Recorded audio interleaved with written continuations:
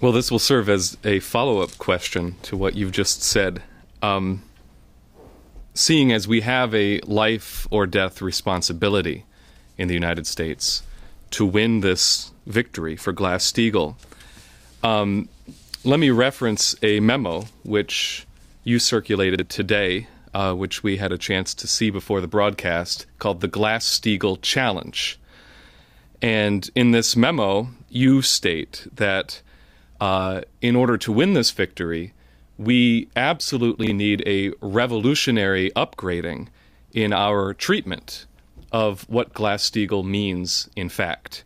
What you call for is a public campaign to educate the people of the United States and its leading institutions with a systemically active presentation of the true principle of credit which lies behind Glass-Steagall.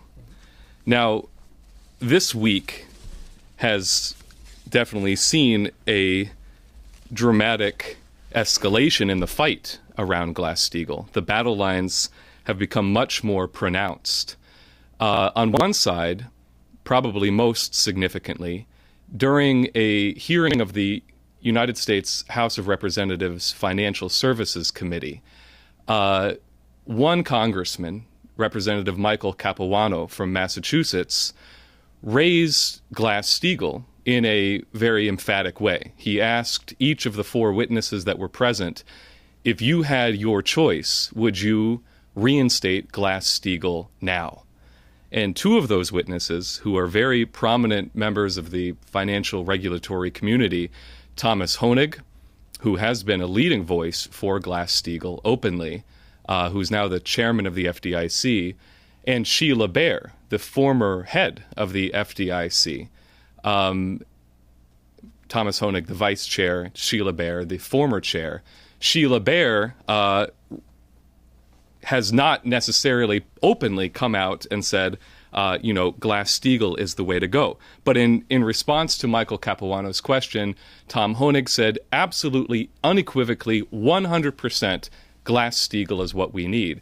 And then Sheila Bair reaffirmed that. And she said, I want to live in the world that Thomas Honig envisions. Now, this is really echoed through the halls of Congress. And Thomas Honig also took the opportunity to warn the members of the Financial Services Committee that if you don't reinstate Glass-Steagall now, before another crisis hits, the crisis will come and then it will be too late. Now, interestingly, at the same time in the House of Commons in England, the most senior member of Parliament, Sir Peter Tapsell, was saying exactly the same thing. He was telling Chancellor Osborne, if you do not bring back Glass-Steagall, in those words, in those terms, if you do not bring back Glass-Steagall now, he said, I foresee a devastating crisis that will occur not only in England, but worldwide. And this will be a repetition of the banking crisis on an even larger scale, unless we bring back the American Glass-Steagall Act. And he said, not ring fencing, I mean Glass-Steagall.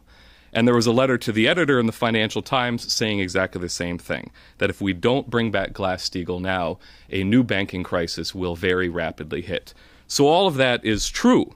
At the same time, the enemies of Glass-Steagall have been mobilizing very dramatically. You had J.P. Morgan Chase personally intervening in the fight in Delaware, and what was referenced in the question prior to this, and the Bank of International Settlements and the European financial ministers now officially adopting the bail-in policy.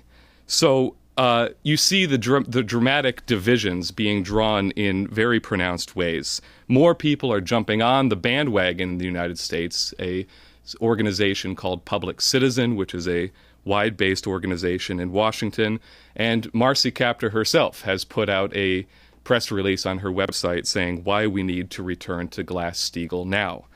But what I want to ask, in light of the memo that you issued earlier today, is if we are to secure victory in this life or death fight around Glass-Steagall, what must be conveyed in order to deepen the understanding of the real Glass-Steagall and not just Glass-Steagall in name only? What you really have to do, which I didn't say before, just in speaking before, because I thought perhaps these things would come up, and do one thing at a time. But I can tell you what is true, that if Glass-Steagall is not instituted almost immediately, the United States will disappear.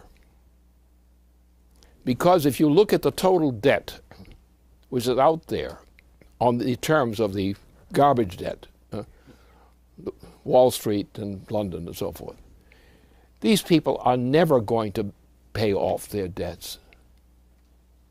They're going to kill the people.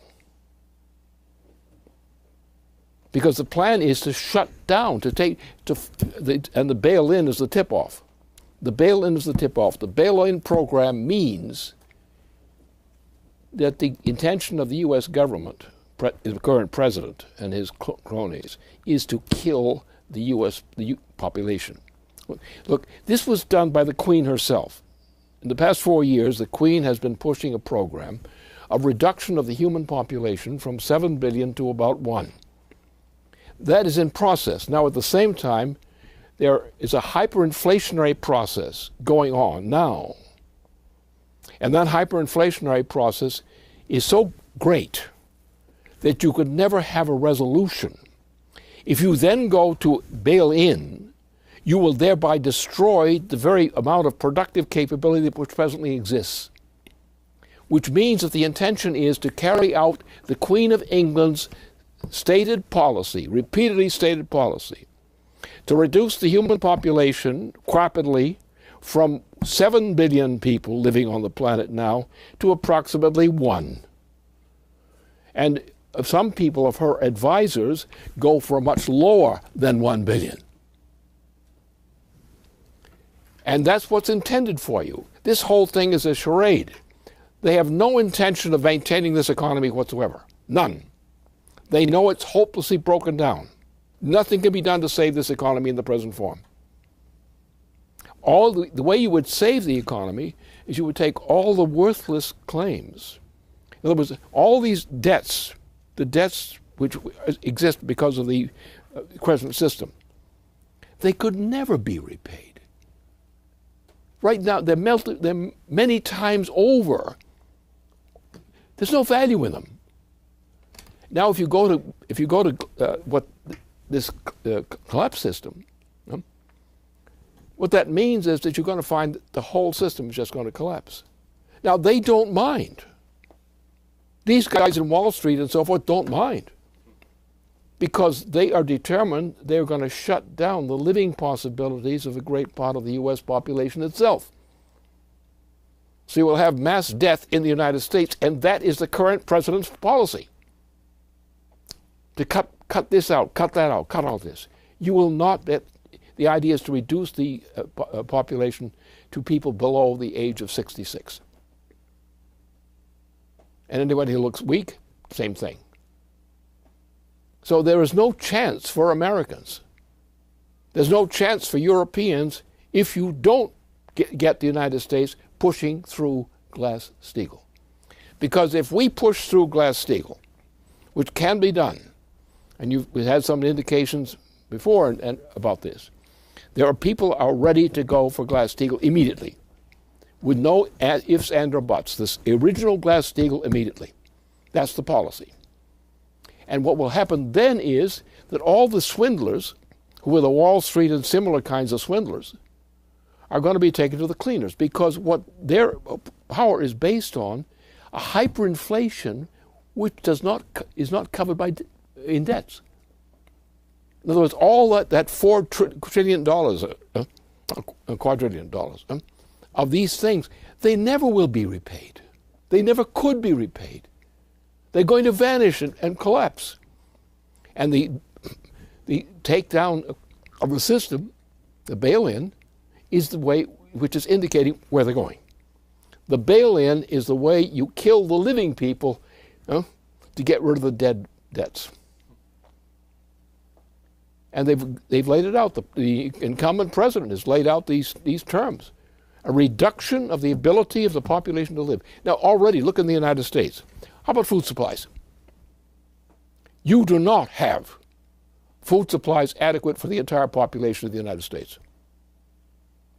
And that was done under the current president. But it was prepared by the previous president, the Bush. And there was other Bushes before, which also ruined things. So therefore, the intention is to do that. Therefore, what's our intention? We say, look, you've got all these Wall Street type debts in Europe and elsewhere. Well, when are you going to repay those debts? Never. You're going to cancel them, but you're going to cancel all the money. And the problem is to reduce, as the Queen has said repeatedly over the past 4 years, to reduce the population of the planet from 7 billion people to less than 1. And her chief advisor in this thing is going much below the 1. That's the intention. The rest of it is a charade. So therefore, the answer is the same, comes back to the same thing. We foreclose. Institute Glass-Steagall. Next thing, foreclose on all the unpaid debts of the quadrillion of debt. Close it. Close it down. Call them in. Okay, when are you going to pay the debt? Get them in one at a time. When are you going to pay your debt? Never? Okay, we're going to cancel your assets. We're going to bail in you on your own gambling. You have no intention of paying these debts that you've piled up. You want us to live on paying your debts? Pay your debts. Come to the room and talk to us. Now pay off your debt here and now. And what remains, you can take with you. That's where we are. That's how serious this is. This is not a financial crisis. This is much more. And we can, with Glass-Steagall, by taking all the resources that we have, and Europe doing the same thing, for example, we can then assemble those things which are really assets, which are productive assets, or legitimate claims of honest people. The gamblers, no. The gamblers will have to go through a house cleaning. They will be taken into a room, asked to define what their assets and debts are, and all the things that do not qualify as debts, as legitimate debts, will be canceled. They will be allowed to walk out of the room at that point, stripped of the non-claimable debts. And therefore, Glass-Steagall is the weapon by which we use to restore production.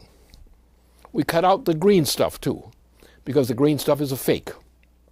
If you look at what the green policy is, it lowers the level of per capita productivity and also destroys people who had potential skills, but they're now denied it under the green policy.